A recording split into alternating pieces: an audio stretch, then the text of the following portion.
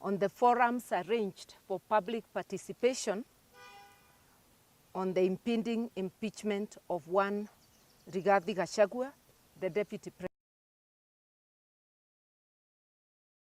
President.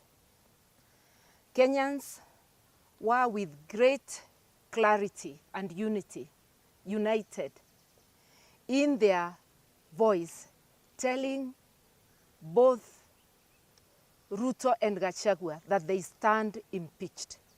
They came in as a pair and they'll go home. The power games of impeachment. Our Constitution is the supreme embodiment of our collective will as a nation. It's a covenant entrusted with the protection of our sovereignty, democracy, and social justice. It is the solemn duty of the President as the name of this sacred document, his deputy, to safeguard its principles with unwavering fidelity. Today, as we stand at this historic juncture, where the actions of President William Ruto and his deputy Rigathi Gachagua constitute not only a gross dereliction of duty by the presidency, but a calculated assault on the foundational pillars of our republic. The presidency and entire government were impeached by Kenyans, as far as we are concerned, on the 25th of June this year, during the Gen Z protests. The exercise therefore arranged for violently removed volunteers who were seeking to fish for more bodies at that quarry. But so many things are happening that we actually no longer appear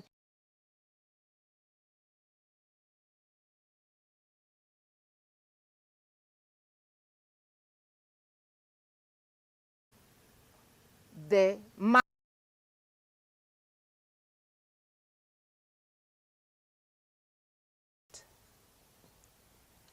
We begin by a salute to all Kenyans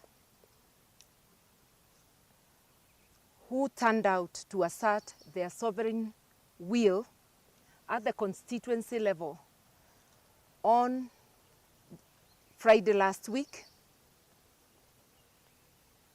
on the forums arranged for public participation on the impending impeachment of one Rigathi Gachagua, the Deputy President.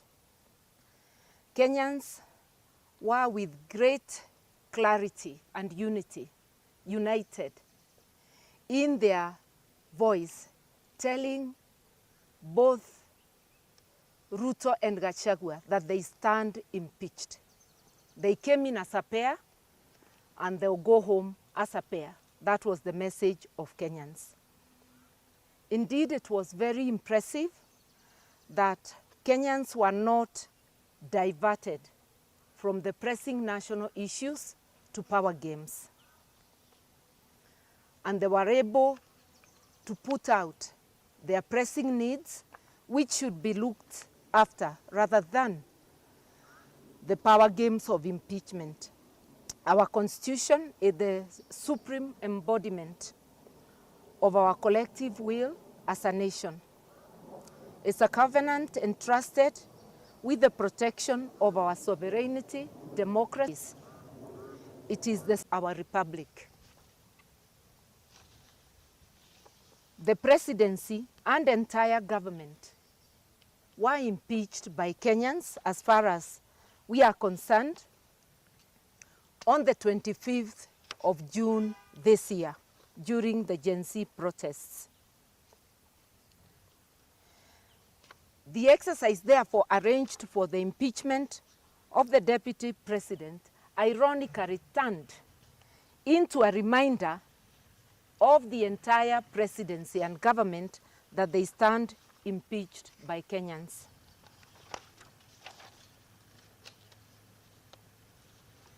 And I've already said that if they hoped to divert attention from the critical issues of the day, they were not able to do that. They failed miserably.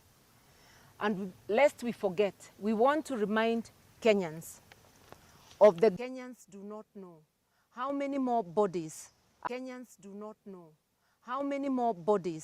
are lying in that quarry. Because this Ruto regime violently removed volunteers who were seeking to fish for more bodies at that quarry. But so many things are happening that we actually no longer appear to be as outraged as we should be. We must demand that that quarry be drained for Kenyans to know whether there are more bodies lying there, and for answers to be given as to who is murdering and dismembering Kenyans. The Ruto regime had hoped to divert Kenyans from the economic sabotage that is going on. The shady deal of mortgaging Kenyan's premier gateway, the Jomo Kenyatta International Airport, to the Adani Group, which is scandal-ridden and against whom questions of malpractices are being raised in many parts of the world. This amounts, the giving of this Adani Group, our premier gateway, without competitive bidding and without public participation or the approval of Parliament, is actually economic sabotage. Jobs stand to be lost, not only at the airport, but also jobs relating to the export of horticultural products. Under this Adani deal, it is the Adani Group who will determine what happens at the airport. It means our many farmers, horticultural farmers, and those employed along that chain will be subjected to higher prices, because the Adani Group have not come as charity workers. They are coming to make money. It means the future of so many has been put in jeopardy. And that is why we call this economic sabotage. The same Adani Group is being given concession over power distribution. Again, this is economic sabotage. We are already suffering very high prices of power. We are subjected to that by KPLC. Now with the Adani Group, we cannot hope that things will be better. They can only be worse. You wonder why a regime would sabotage its own economy. And the only conclusion we can come to is that Adani is a front for cartels, high-placed cartels within the Ruto regime. We have also seen economic sabotage through the deliberate mismanagement of our mineral and marine wealth. Our mineral resources in Kwale and his supporters were telling people that they are coming to dismantle cartels. It appears they were talking of themselves coming in to remove, if at all there were cartels, and to perfect the art of capturing the state and putting it in the hands of cartels. We've also seen the dismantling of a working health system. You will remember that when the Ruto regime came in, NHIF was a going concern and was working for many Kenyans. I can testify that I know of many poor people who were not only assisted to get quality health services by NHIF, but some were assisted to travel to India for treatment. In the 2 years of the existence of the Ruto regime, NHIF had been run to the ground. Hospitals were no longer accepting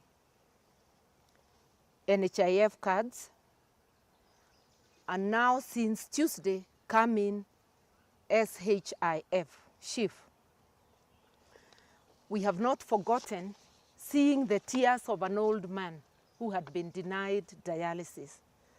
But this is just one person. How many others were crying out there, not under the glare of the media, without us knowing? We all know that those who require dialysis, if they don't get it on time, it can lead to untimely death. We do not know how many people and in what manner they have been affected by this clumsy transition from NHIF to SHIF. We also were told that SHIF was coming to expand the health services.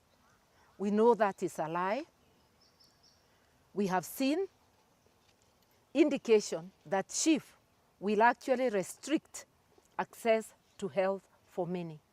It is raiding the pockets Kenyans, whereas under NHIF, every Kenyan was required to pay 500 shillings a month.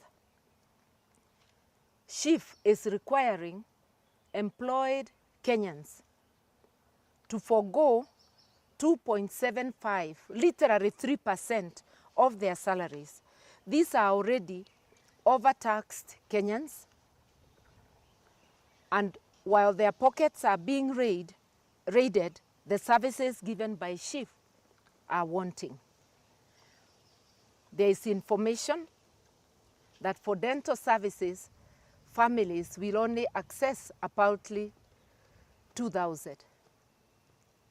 There is information that for maternity, mothers will only get payment of up to 10,000. Under Linda Mama, in public hospitals, women were accessing maternity services without paying. How many will be forced to deliver away from hospitals? This is a violation of the Constitution, in particular Article 43, which provides that the government of the day, Kenyans have access to quality health services. We should be transitioning, destroy Kenyans' food sovereignty. You are aware of several agricultural bills that have come up that are criminalizing agricultural activities by Kenyans. It is like the Ruto regime is determined to wipe away completely indigenous farming and instead put it in the hands of conglomerates. We know they began by bringing in GMOs. When the issue of agriculture is in the hands of conglomerates, poor people will not access seeds, which will be out of their range. And if agricultural activities are criminalized, it means we all have to depend on buying food from the shops. How many can afford? Instead of helping Kenya to be fair, we are destroying any chance of Kenyans ever being the masters of their own destiny when it comes to food security. Amidst all these chaos and the chaotic rollout of SHIF, we have not had the elected leaders, from the presidency to parliamentarians, highlighting the suffering of Kenyans. Instead, they are all glued to the power games of impeachment. Kenyans are not diverted. The Kenyans' attention is not diverted to the issues of the day, and that's why participants in Elgeyo Marakwet were asking whether the impeachment of Gachagua will build the stadiums they were promised, whether it will bring the building of the roads that they have been promised and have not so far been built. In other words, Kenyans want their issues attended to, not side shows. And the message to the Ruto regime, shape up or shape out. Governments are elected and leaders are elected to prioritize the needs of the people. But it appears that Ruto and his regime and the entire parliament are oblivious of the needs of the people. Only very few of the parliamentarians are focused on the issues of the people. We are calling upon Kenyans to continue raising their voices. This regime needs not only to be reminded of its duty, but it needs to be forced out if it cannot attend to the people's needs. We are calling on Ruto and his cronies to heed the call for justice that take us throughout the valleys and hills of Kenya, and to know that Kenyans have not forgotten that they are being denied their rights, that there is economic sabotage, and that life is being made. And that is why in one voice Kenyans have said, in order to preserve the very soul of our nation, both Ruto and his deputy Gachagua and the entire government ought to do the honorable thing, exit the stage and pave way.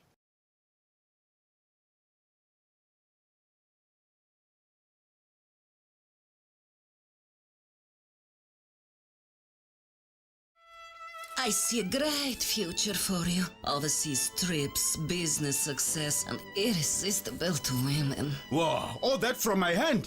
Not love, that one. Red Bull gives you wings. It's techno, stop at nothing. Impeachment